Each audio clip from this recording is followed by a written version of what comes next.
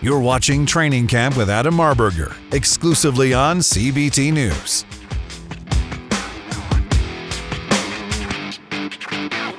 Welcome to Training Camp exclusively on CBT News. I'm your host, Adam Marburger. I'm a black belt in Brazilian Jiu-Jitsu. I'm a black belt in F&I, and this show's designed to help automotive professionals enhance their operations and ultimately earn the rank of black belt in F&I. Today I've got a special guest. It's a dear friend, a guy who's helped me level up. He's helped a lot of people level up. He's just leveled up again. We're going to talk a little bit about that, but without further ado, Mr. Glenn Lundy, welcome to Training Camp, my brother.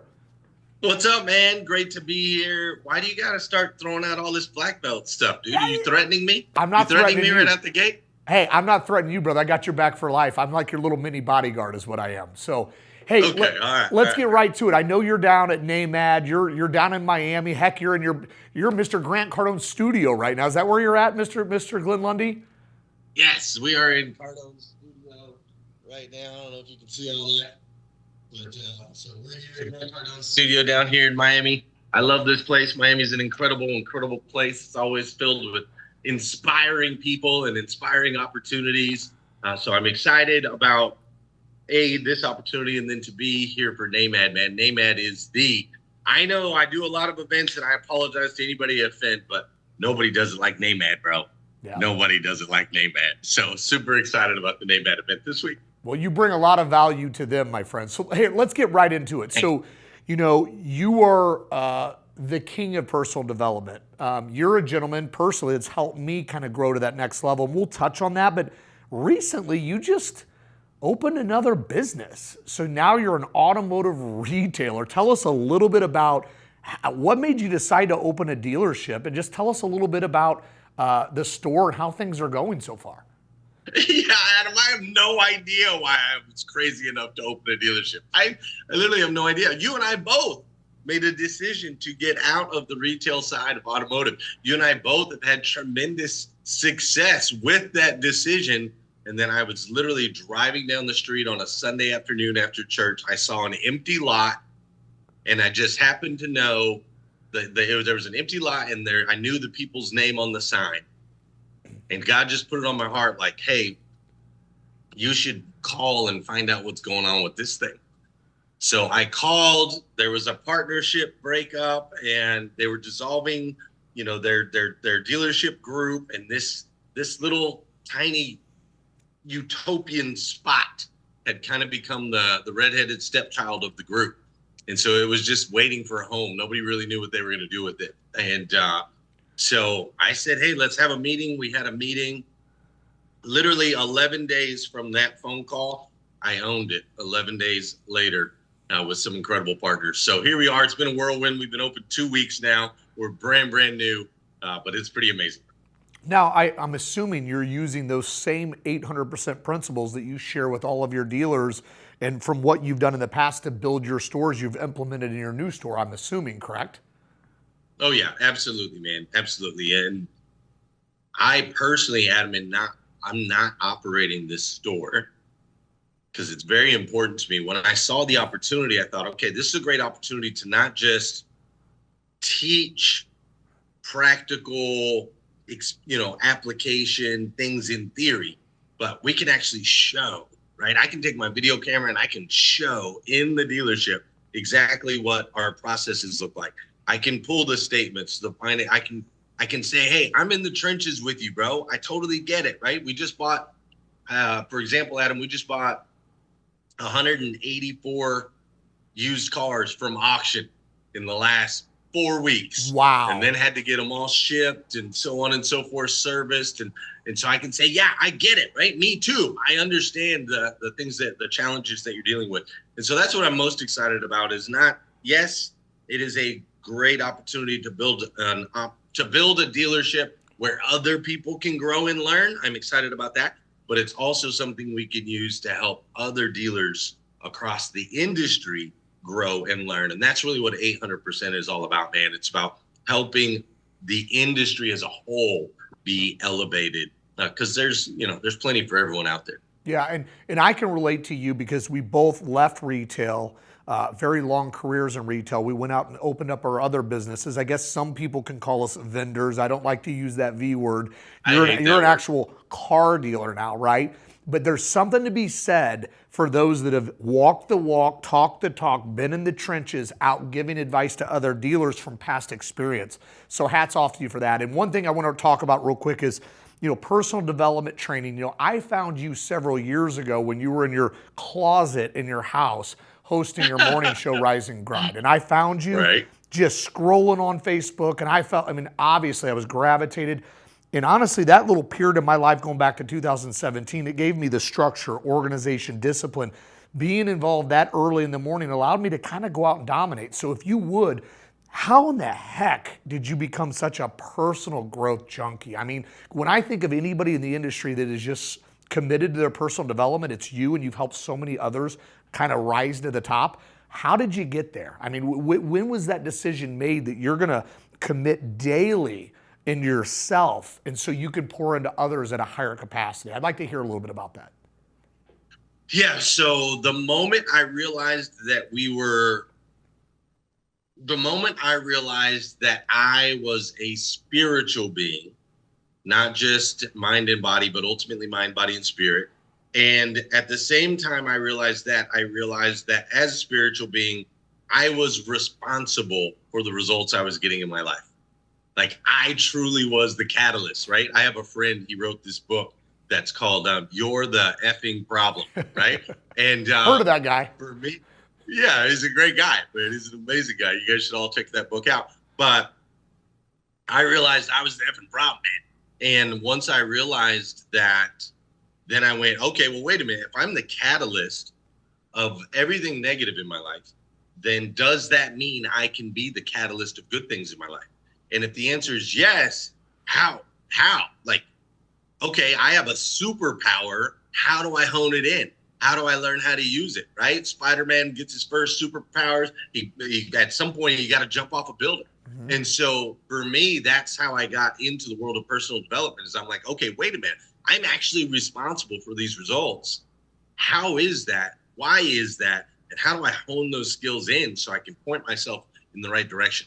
And that's where, Napoleon Hill and Les Brown and Eric Thomas and, Tony Robbins and all these guys started to come into my life. Jim Rohn's and Zig Ziglar's, they all started to come into my life at that season. Once I realized I had a superpower that needed to be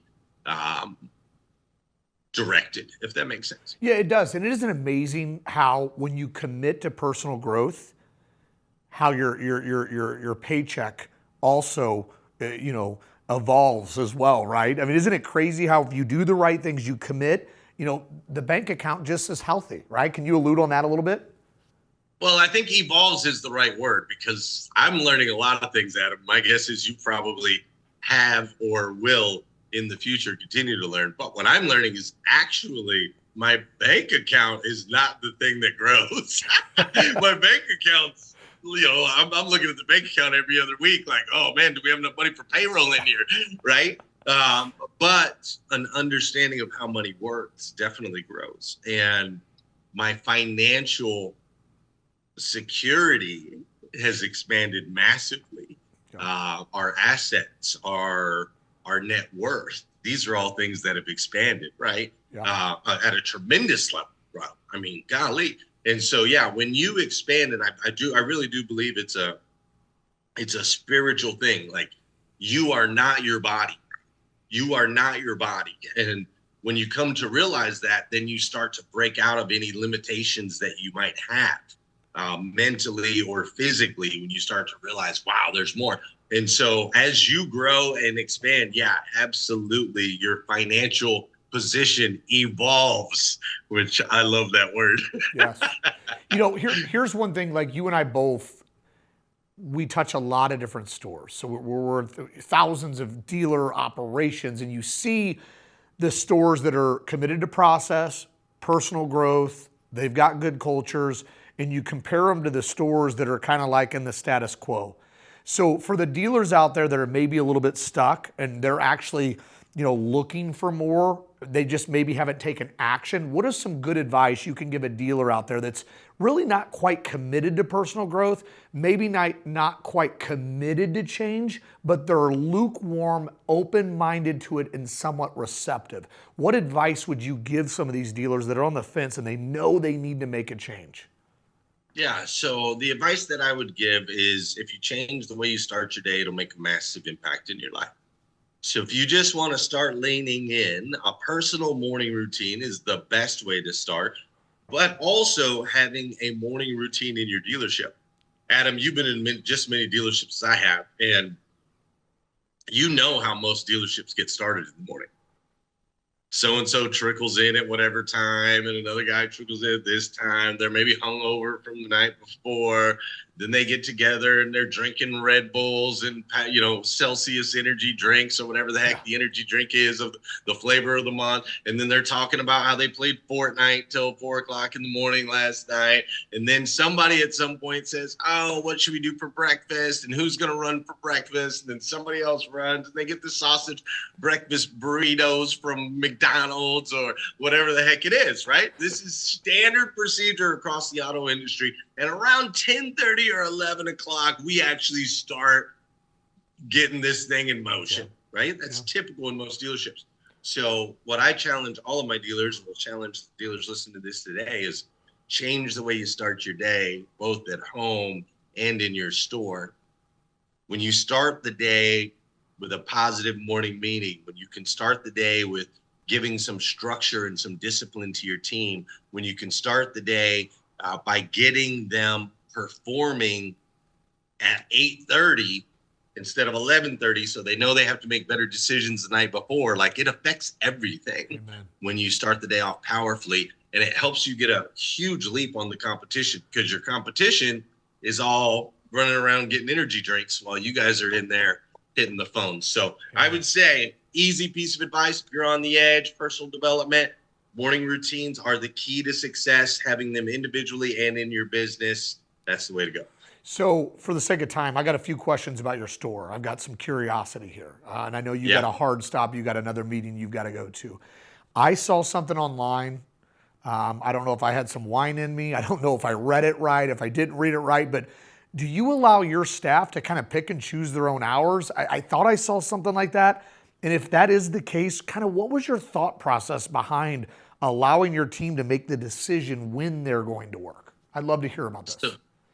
So Adam, just like most things, unfortunately, in the auto industry, what seems like this crazy, profound idea has actually been in place in other industries for decades. So when you go to the tech world, a lot of people, especially developers and coders and so on and so forth, they ain't got a schedule, bro. They just know they have to get a certain amount of work done, right? Like, they have to perform at a certain level. And so we have the same philosophy with our dealership. There's actually two policies. We only have two policies. Policy number one is always act in the best interest of the company. Policy number two is adequate performers will be graciously asked to take their talents elsewhere. Not inadequate performers, adequate performers. If you are average, we will graciously ask you to go somewhere else. So everyone knows that the expectation is high performance and always acting in the best interest of the company. With those two policies, you don't need a schedule. Wow. What I found, Adam, is really crazy is usually if you give someone a schedule, they tend to stick to it. Right? If I give you a schedule, I tell you you're off on Wednesday, and your customer says, well, I want to come in Wednesday. What do you tell them? I'm off. I'm off on Wednesday, right? Come in Thursday, right? Because you're, whereas if you don't have a schedule and the customer says, I want to come in Wednesday, you're like, cool, I'll beat you there on Wednesday, right? People that have a schedule of 9 to 5, what are they doing at 4:50? Yeah. They're trying to get out of it. They're already in their car. They got their car backed in so they can get out right at 5 o'clock. Yep. Well, people without a schedule end up working till freaking 11 because they're so caught up in the work that they do. When I first told my partners that we weren't going to have a schedule at the dealership, they're like, what are you talking about? That's crazy. And I looked at them and I said, what's your schedule? And they said, well, what do you mean? I said, what is your schedule? They said, I don't have a schedule. I said, do you work? They said, all the time. I said, when's the last time you had a schedule? I haven't had a schedule in 40 years. You mean without a schedule, you've been able to get work done? They were like, yeah, you got a point. I go, what makes you think you're any different than anybody else, man? When you hire the right people and they're motivated and they're driven and you put them in the right environment and you have a culture where everyone understands that high performance is going to be required, you don't need a schedule, bro. I love Let it. adults be adults. I love it. I love it. I absolutely love and adore that mindset, and I love it. And I got time for just one final question for you. Let's talk a little bit about your dealership and really, I mean, obviously culture's there. I love what you just shared about having the right people, not having a schedule, but what is the one thing in your market that separates you from your competitors? Why should somebody go to your dealership and not down the road and buy a pre-loved vehicle somewhere else? What makes you so special in your store? I really want to know that. Yeah, from a consumer standpoint, I don't know if we're necessarily super special, right? Like, we're going to make the transaction easy. Other dealers make transactions easy. We're going to have quality used cars. Other dealers are going to have quality used cars. I really don't think when it comes to the consumer aspect, other than we will match the best service they can get anywhere in the auto industry, I don't know if there's anything so special about us. Yeah. But I will say, from my team standpoint, there's no place like 800%. We are focused on, Adam, I truly believe that we should love our customers more than we love our products, but we should love our people more than we love our customers. Love that. And that's what I'm focused on, is we're really creating a leadership development academy. We're creating an environment where our people can grow and thrive. We did a draft. We don't hire people, we draft people. And we celebrate them, right? We bring them up front. We give them their box and it's got their name on it. We give them some Panda Dunks so they can rock them, and we celebrate with their family. We don't do hiring, we draft. And I tell them all, hey, if you're here with me for 6 months, then learn everything you can in those 6 months. If you're, I told them all, dude, I said, I don't want any of you to spend your entire careers with me. I don't. That's not what I'm here for. I want you to grow, learn, and develop. Now, if you want to own a store one day, great, bro. Learn everything you need to know to own a store while you're here, and then I'll help you freaking go get one. Like, let's go. You want to be a GM? Well, I can only have so many GMs, so we have to grow and buy more stores if you want to be with me. Otherwise, you're going to go somewhere else. And I'm totally cool with that, bro. Like, I'm totally cool with that. I want people to come into our environment and evolve into the best versions of themselves that they can possibly be.